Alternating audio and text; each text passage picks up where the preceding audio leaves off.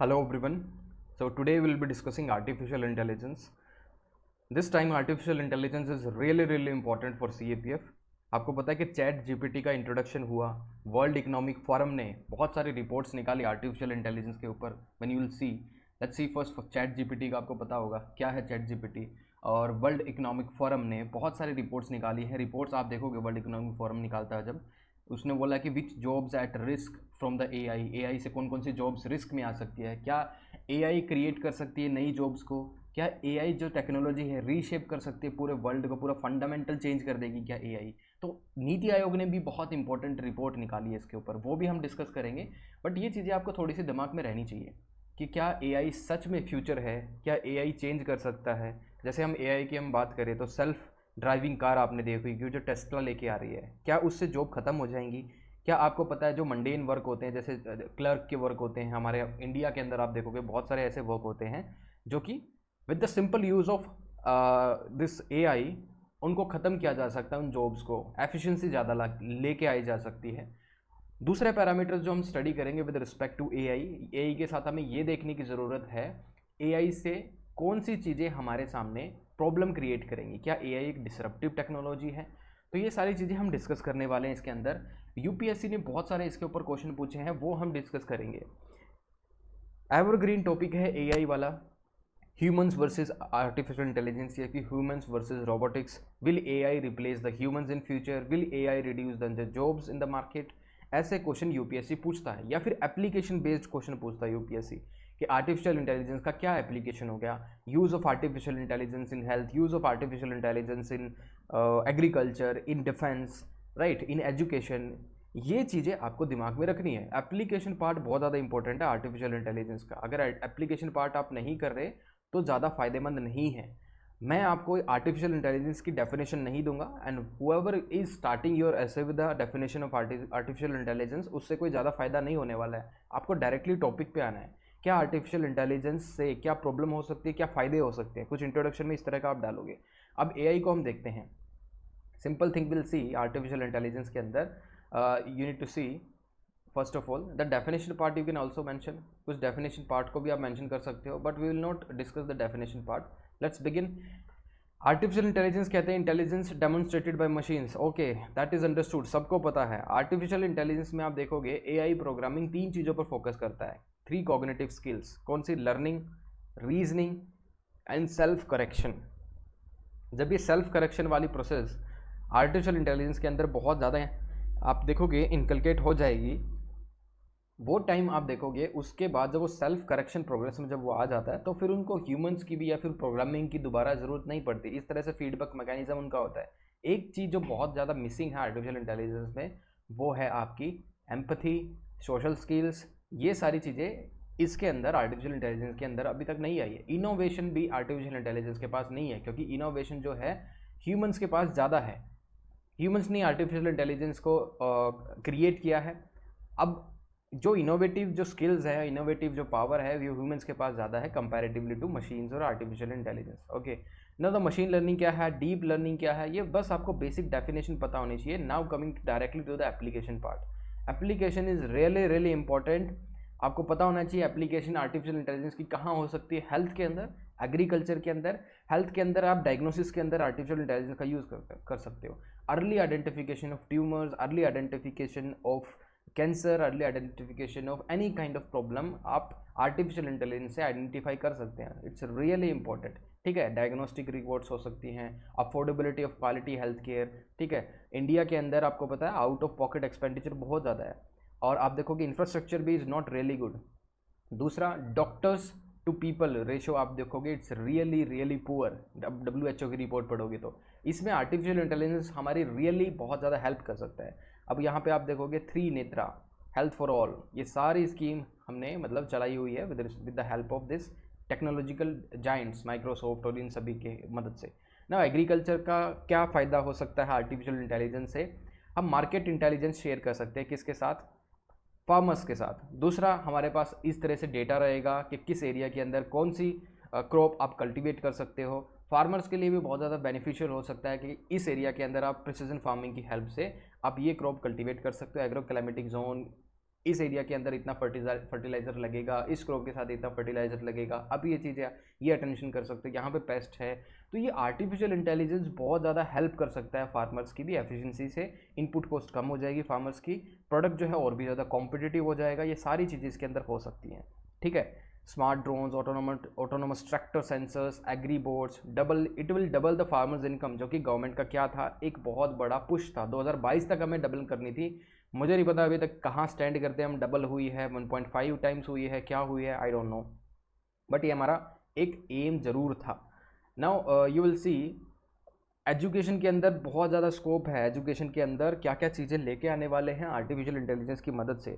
अब artificial intelligence के अंदर आप देखोगे एजुकेशन के अंदर एक तो इंक्लूसिविटी आ सकती है एजुकेशन के अंदर। आपको पता है इंक्लूसिविटी लाने का मतलब ये है, डिजिटल डिवाइड बहुत ज़्यादा है, लिटरेसी इलिटरेसी काफ़ी एरियाज़ के अंदर ऐसी है जहाँ पे एजुकेशन अभी तक नहीं प्रोवाइड की गई। तो गवर्नमेंट क्या कर सकती है, वहाँ पे उनको टैबलेट्स या फिर इंटरनेट कनेक्शन देके अब आर्टिफिशियल इंटेलिजेंस की मदद से उन बच्चों की एजुकेशन अच्छी हो सकती है। ठीक है, जैसे Robocart is using AI and augmented reality for practical learning, right. तो ये कुछ गैप्स है जो हमारे एजुकेशन सिस्टम के अंदर, इसको फिल कर सकते हैं with the help of this AI। ठीक है, तो AI क्या क्या हमें प्रोवाइड करेगा, adaptive learning, interactive and intelligent tutoring system, ये सारी AI के द्वारा हो सकती हैं। और जो अभी भी आप देखोगे काफ़ी टीचर्स जो हैं इन गवर्नमेंट स्कूल्स बहुत अच्छा काम कर रहे हैं, लेकिन काफ़ी जगह इतना अच्छा काम नहीं हो रहा, इतनी ज़्यादा अटेंशन बच्चों पे नहीं दी जा रही। ठीक है, बहुत सारे उसमें इश्यूज़ हैं, ह्यूमन्स इश्यूज़ हैं, कई बार आप देखोगे इनइक्वालिटी बहुत ज़्यादा है, किसी पे फोकस ज़्यादा दिया जाता है, सोशल एंगल्स भी इसके अंदर डाल सकते हो कि particular class of the society उसके ऊपर ज़्यादा फोकस किया जाता है। तो ये जो सोसाइटी के भी इश्यूज़ हैं ये एजुकेशन में हमें दिखते हैं। Now smart city and infrastructure बहुत important, smart city mission India का है, पता है आपको, 100 से ज़्यादा ऐसी सिटी है जिनको स्मार्ट बनाने की कोशिश है। स्मार्ट कैसे बनाओगे, जब सिस्टम के अंदर एफिशिएंसी आएगी। सिस्टम के अंदर एफिशिएंसी लाने के लिए आपको क्या करना होगा, you need to overall the system, पूरा टोटल ओवरऑल करना पड़ेगा उसका। ई गवर्नेंस आपको लानी पड़ेगी, साइबर सिक्योरिटी सिस्टम आपको क्या करने पड़ेंगे, इंस्टॉल करने पड़ेंगे, इंटरकनेक्टेडनेस ऑफ द डिपार्टमेंट आपको करना पड़ेगा, fast tracking of this files. ठीक है, ये सारी चीज़ें आपको करनी पड़ेगी। दूसरा स्मार्ट सिटी इंफ्रास्ट्रक्चर के अंदर ये भी चीज़ें हैं कि आपकी पब्लिक मोबिलिटी, स्मार्ट मोबिलिटी और ट्रांसपोर्टेशन, ये भी आपका AI के अंडर आ सकता है। ठीक है, उसके साथ ही आप देखोगे ट्रांसपोर्टेशन में ही आपको पता होना चाहिए कि टेस्ला सेल्फ ड्रिवन कार बना रही है जिसमें ड्राइवर्स की ज़रूरत नहीं है, ये भी AI की हेल्प से ही हो रहा है। CCTV cameras, automatic number plate recognition system, ये क्या काम करेगी हमारे सिक्योरिटी में। जैसे बहुत बार क्वेश्चन ऐसे आते हैं, the role played by the technology in tackling the threats of the internal security, इस तरह से। तो टेक्नोलॉजी AI कैसे, आप देखोगे फेस रिकॉग्निशन सिस्टम जो होते हैं, CCTV की मदद से आप फेस रिकॉग्नाइज कर सकते हो, CCTV की मदद से आप इस तरह से पैटर्न एनालाइज कर सकते हो, जिससे क्या होगा, ऐसे पैटर्न जो कि वहाँ पे आपको पता है राइट्स लाइक सिचुएशन हो रही है, तो कम्युनल राइट्स को आप कैसे हैंडल कर सकते हो with the help of CCTV। ठीक है, आर्टिफिशियल इंटेलिजेंस से आप कैसे हैंडल कर सकते हो। आपको पता है कि वहाँ पे राइट्स होने वाले हैं, यहाँ पे मॉब अटैक होने वाला है। ठीक है, कई बार आप देखोगे बहुत बड़ा महाकुंभ लगा है, तो क्राउड मैनेजमेंट कैसे कर सकते हो आप AI की मदद से, ट्रैफिक मैनेजमेंट कैसे कर सकते हो, स्पीड डिटेक्शन कैमराज। अभी आपको पता है रोड सेफ्टी को लेके, एक्सीडेंट्स को लेके सरकार भी बहुत ज़्यादा क्या है, सतर्क है। ओडिशा के अंदर ट्रेन कोलाइड हो गई थी, तो आपको वो भी पता है, तो वो AI की मदद से कैसे हो सकता था। अब कवच सिस्टम था, कवच सिस्टम उस ट्रैक पे नहीं था, हैड इट बीन द कवच सिस्टम इंस्टॉल्ड देयर, वो इंसिडेंट नहीं होता, लेकिन वो उस टाइम पे कवच सिस्टम उस पर्टिकुलर रूट पे नहीं था ना। मार्केट और बिजनेस के अंदर AI का तो हमेशा से स्कोप है, आपको पता है। और नेचुरल लैंग्वेज प्रोसेस ये भी एक हो सकता है, जिसमें आप देखोगे जो स्पेशल चाइल्ड्स होते हैं, डिसेबल्स होते हैं, ठीक है, आप देखोगे विजुअली इम्पेयर्ड हो गए या फिर उनको सुन नहीं पाते, ये सारी चीज़ें उनके लिए क्या हो सकती है, टेक्स्ट टू स्पीच सर्विस हो सकती है, सर्विस इन वर्नैकुलर लैंग्वेजेस। तो इंक्लूसिविटी लाने का इसका बहुत ही ज़्यादा क्या है, स्कोप है। पहली बात तो ये है, लैंग्वेज ट्रांसलेशन हो सकता है, जैसे काफ़ी जो बच्चे हैं ट्राइबल एरियाज़ के हैं या फिर कहीं रिमोट एरियाज़ में रहते हैं, तो हमारा जो एजुकेशनल कंटेंट है वो मोस्टली हमें किस में मिलेगा, या तो हिंदी में या इंग्लिश में, तो उनकी रीजनल लैंग्वेज या फिर उनकी नेटिव लैंग्वेज में वो कंटेंट हमें नहीं मिलता। तो हम आर्टिफिशियल इंटेलिजेंस की मदद से वो चीज़ें हम कर सकते हैं। एनर्जी सिक्योरिटी के लिए बहुत इंपॉर्टेंट है। एनर्जी सिक्योरिटी के लिए मतलब आर्टिफिशियल इंटेलिजेंस से हम स्मार्ट ग्रिड इंस्टॉल कर सकते हैं। ठीक है, स्मार्ट ग्रिड का मतलब है किस एरिया के अंदर किस टाइम पे, किस साल के किस टाइम पे कितनी डिमांड रहती है इलेक्ट्रिसिटी की, वो सारी चीज़ें हम स्मार्ट ग्रिड के अंदर मैनेज कर सकते हैं। स्काडा भी है एक, जिसमें हम with the help of data हम चीज़ों को मैनेज कर पाते हैं कि या दिवाली के टाइम पे यार इस टाइम पे यहाँ पे इलेक्ट्रिसिटी की डिमांड बहुत ज़्यादा होती है, ठीक है। तो एनर्जी सिक्योरिटी का काम करेगा, improve affordability, reliability of renewable energies. Now challenges क्या हो सकते हैं, this is again important part. Application हमने पढ़ लिया, चैलेंजेस होंगे। सबसे पहले आपको जो दिमाग में आता है वो है loss of employment, jurisdiction issue है, जूरिडिक्शन, ठीक है। तो ये आपके दिमाग में रहना चाहिए। एजुकेशन वाला सबसे ज़्यादा इंपॉर्टेंट है, लेकिन रिपोर्ट्स आप पढ़ोगे वर्ल्ड इकोनॉमिक फोरम की तो वो बोलता है कि काफ़ी जो जॉब्स हैं वो रिप्लेस होंगी, लेकिन काफ़ी जॉब जो है क्रिएट भी होंगी। न्यू एज जॉब के बारे में आप सुनते होंगे, आपको क्या पता था गिग इकोनॉमी जैसी कोई जॉब्स हो सकती हैं, नहीं पता था। आने वाले टाइम पे न्यू एज जॉब होंगी, कंटेंट राइटर, ठीक है, वीडियो एडिटर, ये सारी चीज़ें आने वाले टाइम में आने वाली है। और मुझे लगता है आर्टिफिशियल इंटेलिजेंस या फिर रोबोटिक्स का एग्रीकल्चर के अंदर बहुत ज़्यादा स्कोप है और वो होगा, राइट। दूसरा आप देखोगे मैसिव डेटा सेंटर्स जो हैं, आर्टिफिशियल इंटेलिजेंस से आपको पता है बिग डेटा सेंटर्स की ज़रूरत है, इंटरनेट ऑफ थिंग्स आ रहा है, ठीक है, चैट जीपीटी, और आपको पता होगा data is the new oil, ये सारी टर्म्स भी बोली हैं।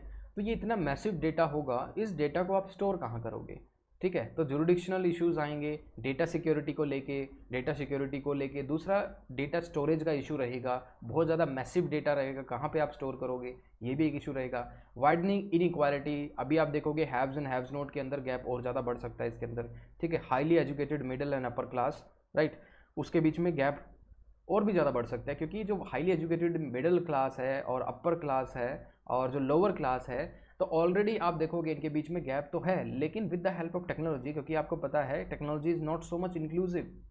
आपको टेक्नोलॉजी यूज़ करने के लिए आपके पास कुछ ना कुछ प्रीरिक्विजिट, कुछ ना कुछ गैजेट होने चाहिए, कुछ ना कुछ आपको एजुकेशन होनी चाहिए, डिजिटल लिटरेसी, डिजिटल इंफ्रास्ट्रक्चर, ये सारी चीज़ें होनी चाहिए।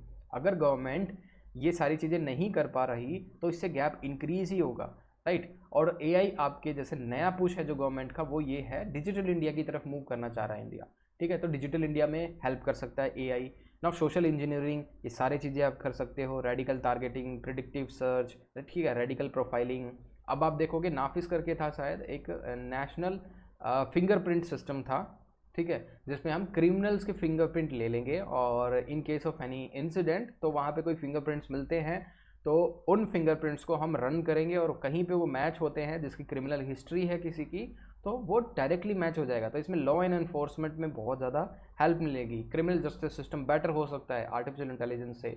आप जुडिशरी में आर्टिफिशियल इंटेलिजेंस को यूज़ कर सकते हो, ठीक है, जुडिशरी में यूज़ कर सकते हो। काफ़ी आप देखोगे जैसे नेशनल लीगल सर्विस अथॉरिटी एक एक्ट है जिसके अंदर हम बहुत ही कम दामों पर या फिर फ्री में दिस लीगल असिस्टेंस देते हैं गरीब लोगों को। तो क्या हम आर्टिफिशियल इंटेलिजेंस से जुडिशरी के अंदर ये जो लीगल सर्विस है गरीब लोगों तक पहुंचा सकते हैं, क्योंकि ऑलरेडी लॉ सेम है, क्राइम वही क्राइम लगभग होते हैं, कई क्राइम ऐसे भी होते हैं जो हम कई फर्स्ट टाइम होते हैं तो उनके ऊपर law. So last thing you need to study, that is steps taken by the government or the initiative taken by the government। ये बहुत इंपॉर्टेंट चीज़ है क्योंकि आपको पता होना चाहिए कि गवर्नमेंट इस तरफ इस डायरेक्शन में काम कर भी रही है या नहीं कर रही है। तो ये जानने के लिए आपको गवर्नमेंट का पुश देखना पड़ेगा कि सच में कुछ ऐसा कुछ नीति आयोग ने किया है या गवर्नमेंट का कुछ पुश है।